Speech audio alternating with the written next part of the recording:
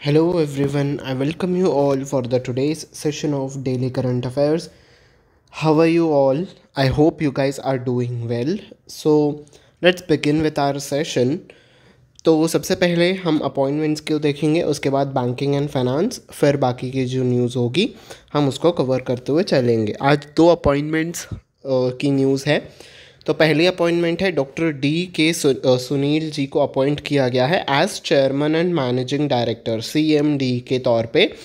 इनको additional charge दिया गया है किसका? हिंदुस्तान एरोनॉटिक्स लिमिटेड यानी कि HAL का। HAL आपकी एक पब्लिक सेक्टर यूनिट है, ठीक है।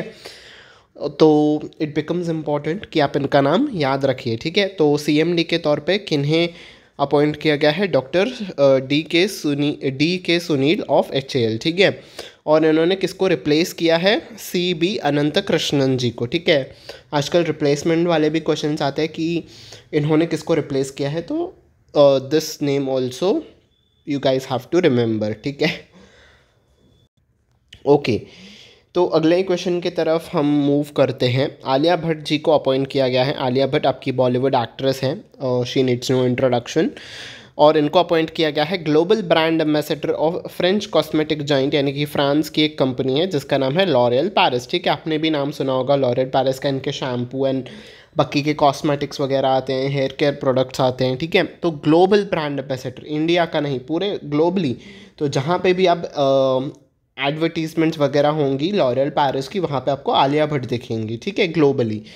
ओके जी, तो ये दो न्यूज़ थी अपॉइंटमेंट्स की। अब बैंकिंग एंड फाइनेंस की न्यूज़ हम ले लेते हैं। तो Tata AIA life insurance company limited ने लॉन्च किया है अपनी offshore branch at Gujarat international finance tech city यानी कि गिफ्ट सिटी में, ठीक है। इसको ऑफशोर ब्रांच क्यों कहा गया है? बिकॉज जो गुजरात की गिफ्ट सिटी है ना, उसको as an international market consider किया जाता है। तो जहाँ पे भी आप इंटरनेशनली अपने ब्रांच को ओपन करते हो तो हम उसे ऑफशोर ब्रांच कहते हैं, ठीक है। तो इन दैट पर्सपेक्टिव इसे ऑफशोर ब्रांच भी कहा जा रहा है, ठीक है। ये इंडिया का गिफ्ट सिटी क्या है? India's first international financial service centre है, ठीक है। गुजरात गांधीनगर में है ये, ठीक है। इस ब्रांच की क्या खासियत है? अलाउज नॉन रेसिडेंट इंडियंस यानी कि NRIs जो हैं टू परचेज, उनको अलाउ किया जाएगा कि वो $डॉलर्स में लाइफ इंश्योरेंस पॉलिसीज़ को ले सके टाटा AIA वेबसाइट से, ठीक है। और इस प्लान में क्या कुछ होगा? इनको कवरेज दिया जाएगा 100 ईयर्स ऑफ एज का, और रिस्क्स कवर किए जाएंगे जैसे कि डेथ, एक्सीडेंट, डिसेबिलिटी और क्रिटिकल इलनेस, ठीक है। तो इंश्योरेंस सेक्टर के जो भी एस्पिरेंट्स हैं उनके लिए दिस न्यूज़ बिकम्स इम्पॉर्टेंट, तो आप इसे ध्यान से मार्क कर लीजिएगा, ठीक है। टाटा AIA लाइफ इंश्योरेंस अप्रैल 1 2001 में इसकी इस्टेब्लिशमेंट हुई थी। हेडक्वार्टर्स मुंबई में है। MD और CEO वेंकटचलम H हैं, ठीक है जी। स्टैटिक फैक्ट भी आपसे पूछ लिया जाता है तो इसको भी आप ध्यान से पढ़िएगा, ठीक है। अब इम्पॉर्टेंट डेज की तरफ आते हैं। आज के दिन हम टीचर्स डे मना रहे हैं, ठीक है। नेशनल टीचर्स डे की जो है हम सेलिब्रेट कर रहे हैं किनके याद में? डॉक्टर सर्वपल्ली राधाकृष्णन जी के बर्थ एनिवर्सरी के तौर पे, ठीक है। तो हम टीचर्स डे मनाते हैं। और नेशनल टीचर्स डे है। वर्ल्ड टीचर्स डे कब मनाते हैं ये आप मुझे कमेंट सेक्शन में बताना, ठीक है। सर्वपल्ली राधाकृष्णन रेनाउंड स्कॉलर थे, फिलोसोफर थे, और इनका जन्म 5 सितंबर 1888 में तिरुथनी, आज के डे में जो तमिलनाडु में आता है, यहाँ पे इनका बर्थ हुआ था, ठीक है। आपसे कोई नहीं पूछेगा कि टीचर्स डे किन की याद में मनाया जाता है, ये बहुत ही बच्चों वाला क्वेश्चन है, ठीक है। आपसे पूछा जाएगा कि ये कौन से नंबर के वाइस प्रेसिडेंट थे, किस ईयर पे वाइस प्रेसिडेंट थे, तो ये फर्स्ट वाइस प्रेसिडेंट थे इंडिया के 1952 से लेके 1962 तक, और ये बाद में जाके प्रेसिडेंट ऑफ इंडिया भी बने 1962 से 1967 तक, ठीक है। और आपसे ये भी क्वेश्चन पूछा जा सकता है कि इनको भारत रत्न से कब सम्मानित किया गया था, तो भारत रत्न से इनको इन द ईयर 1954 में सम्मानित किया गया था, ठीक है। 1954 में पहली बार भारत रत्न दिया गया था। 3 व्यक्तियों को दिया गया था, तीनों का नाम R से स्टार्ट होता है, ठीक है। पहले तो थे हमारे राधा कृष्ण जी, सर्वपल्ली राधाकृष्ण जी। दूसरे थी R राजगोपालाचार्य जी, और तीसरे थे सर CV रमन जी, ठीक है। तो इन तीनों व्यक्तियों को 1954 में पहली बार भारत रत्न दिया गया था। RRR से आप इसे याद रख सकते हो, ठीक है। स्टैटिक फैक्ट है ये RRR, आप इसे निमोनिक्स की तरह याद रख सकते हो, बहुत ज़्यादा इम्पॉर्टेंट ये फैक्ट है, ठीक है। और सर्वपल्ली राधाकृष्ण जी फर्स्ट इंडिविजुअल थे टू बी अवॉर्डेड विथ साहित्य Akademi fellowship the highest distinction in 1968। तो पहले आपको साहित्य अकेडमी फेलोशिप दी जाती है, फिर आपको साहित्य अकेडमी अवार्ड दिया जाता है, ठीक है। रैंकिंग के ऑर्डर में पहले फेलोशिप आती है, तो ये भी इनको दी गई थी। सबसे पहले व्यक्ति थे जिनको ये साहित्य अकेडमी फेलोशिप दी गई थी। किस ईयर में दी गई? 1968 में, ठीक है। और पहली बार हमने टीचर्स डे कब से मनाना स्टार्ट किया था? 1962 से, यानी कि जब ये प्रेसिडेंट बने थे उस ईयर से, ठीक है। ये सारा स्टैटिक फैक्ट था टीचर्स डे को रिलेटेड, आप इसे याद रखिएगा। और 5 सितंबर के दिन, आज ही के दिन, हम इंटरनेशनल डे ऑफ चैरिटी भी सेलिब्रेट कर रहे हैं। किस लिए? To commemorate the anniversary of passing away of Mother Teresa. तो मदर तेरेसा जी का आज देहांत हो गया था, ठीक है।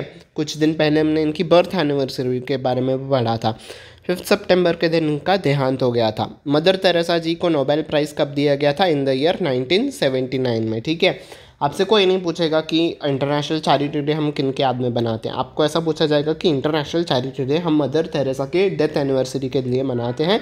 इनको भारत रत्न कब दिया गया था?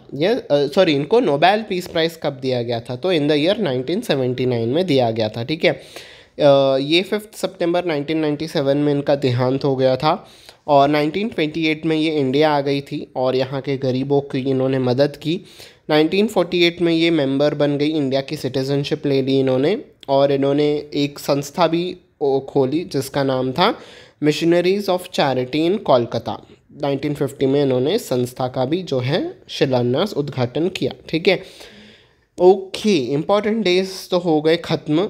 स्पोर्ट्स न्यूज़ की तरफ आते हैं। इंडियन आर्चर हरविंदर सिंह जी ने गोल्ड मेडल जीत लिया है पैरालंपिक्स में, ठीक है।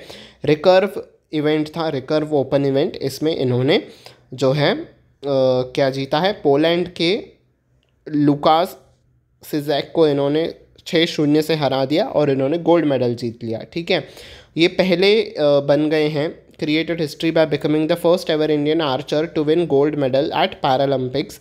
तो ओपन रिकर्व इवेंट में ये पहले ऐसे पैरालंपिक बन गए हैं जिन्होंने गोल्ड मेडल जीता है, ठीक है। इस इवेंट में पहले व्यक्ति बन गए हैं जिन्होंने गोल्ड जीता है, ठीक है। तो इसलिए इम्पोर्टेंट हो जाता है। दूसरा गोल्ड मेडल कहाँ पे हमें मिला है? क्लब थ्रोअर के गेम में मिला है, ठीक है। तो इंडिया के जो धर्मवीर जी हैं 35 ईयर ओल्ड के हैं, इन्होंने क्लब थ्रोअर इवेंट में F51 इवेंट में इन्होंने गोल्ड मेडल जीता है, ठीक है। तो मेडल टैलीज़ की बात करें तो पहले नंबर पे चाइना बना हुआ है, दूसरे नंबर पे ग्रेट ब्रिटेन बना रहा है, तीसरे नंबर पे यूएसए बना रहा है, फोर्थ पोजीशन चेंज होकर फोर्थ पे नीदरलैंड्स आ गया है, फिफ्थ पे फ्रांस आ गया है। इंडिया की पोजीशन रैंकिंग वाइज देखें तो इंडिया 13th रैंक पे है with 5 gold medals, 9 silver medals, 10 bronze medals. तो टोटल हमारे, अब जब तक ये सेशन रिकॉर्ड हुआ है तब तक तो ये इंडिया के 24 मेडल्स हो चुके हैं, ठीक है। बाकी जैसे जैसे अपडेट्स आते रहेंगे हम अपने सेशन में कवर करते हुए चलेंगे, ठीक है। तो न्यूज़ को जो समझाने की थी वो ख़त्म हो गई। अब हम कुछ न्यूज़ को करंट अफेयर्स के फॉर्म में कवर करेंगे, ठीक है। हमने टीचर्स डे के बारे में पढ़ा, तो आपको बताना है कि इनमें से दिए गए स्टेटमेंट्स में से कौन सा स्टेटमेंट करेक्ट है, ठीक है। तो doctor Sarvepalli Radhakrishna was awarded with Bharat Ratna in the year 1954। Yes, this statement is correct. मैं आपको यहाँ पे दिखा देता हूँ कि हमने कहाँ पे पढ़ा था इसको, ठीक है। मैंने मार्क भी किया था, राइट। देखो 1954 में इनको भारत रत्न मिला था, ठीक है। और अगला स्टेटमेंट हमसे क्या पूछ रहा है? He was the first individual to awarded with Sahitya Akademi fellowship. Yes, ये पहले व्यक्ति थे जिनको SAF साहित्य अकेडमी फेलोशिप भी दी गई थी। तो हमारे दोनों स्टेटमेंट करेक्ट है। तो हमारा आंसर क्या होगा? बोथ 1 and 2 आर करेक्ट, यानी कि ऑप्शन नंबर C, ठीक है। अगले क्वेश्चन की तरफ चलते हैं। Wokha Sathi is the first initiative from which state to receive the gold award for e-governance. तो वोका साथी जो है एक चैटबॉट है, ठीक है। आपको बताना है कि किस स्टेट ने, इसकी स्टेट का ये चैटबॉट है जिसके लिए इनको गोल्ड अवार्ड फॉर ई-गवर्नेंस भी मिला है। Yes, correct answer is option number B, Nagaland. तो नागालैंड का ये एक चैटबॉट है। नागालैंड की बेसिकली गवर्नमेंट ने इस चैटबॉट को लॉन्च किया है। आप इस चैटबॉट के थ्रू व्हाट्सएप पे जो भी सिटीजन्स हैं, जो भी इनको प्रॉब्लम्स आ रही हैं, वो चैट कर सकते हैं और अपने प्रॉब्लम्स का सल्यूशन पा सकते हैं, ठीक है। इसी चैटबॉट के लिए इनको गोल्डन अवार्ड फॉर ई-गवर्नेंस भी मिला है, ठीक है। इतनी थी इस न्यूज़ से रिलेटेड फैक्ट्स।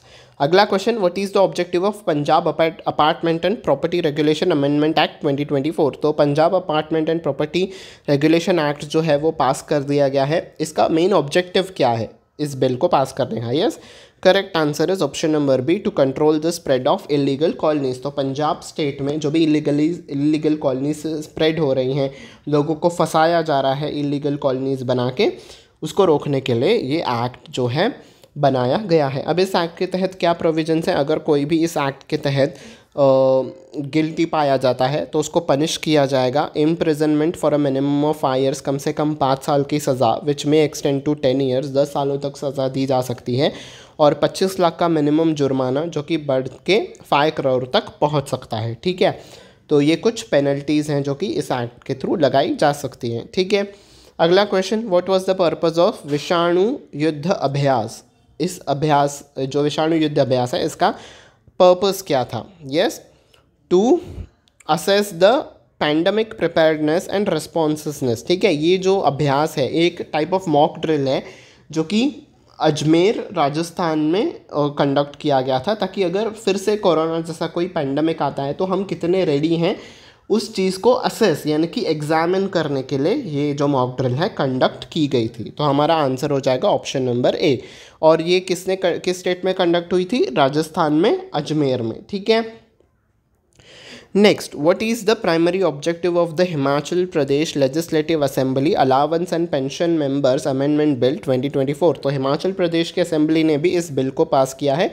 इसका ऑब्जेक्टिव क्या है? Yes, correct answer is option number C, to stop the pension benefits of MLA disqualified under anti defection law.